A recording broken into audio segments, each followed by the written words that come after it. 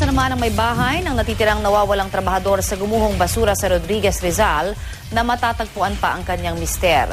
Kahapon natagpuan po ang dalawa pang bangkay kasunod ng pag-recover noong Miyerkules sa driver ng natabunang backhoe.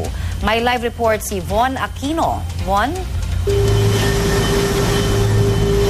Connie, isa na lamang sa 4 na trabahador ng Rizal Provincial Sanitary Landfill na natabunan ng basura ang pinaghahanap pa rin ng mga otoridad. Miyerkules ng tanghali nang matagpuan ang labi ng backhoe operator na si Gary Balahibo.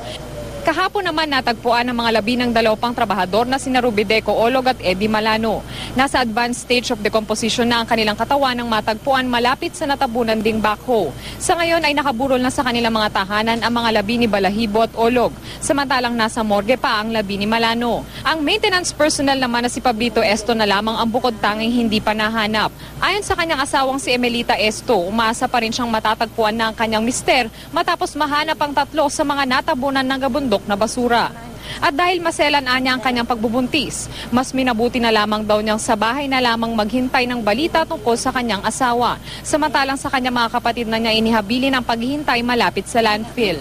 Sana naman nanawagan ako sa kanila na hanggat mainit at hindi lumalakas yung ulan, wag nilang tigilan na hukayin. Kasi yun lang talaga yung pag-asa namin sila na tulungan kami kasi wala din naman kaming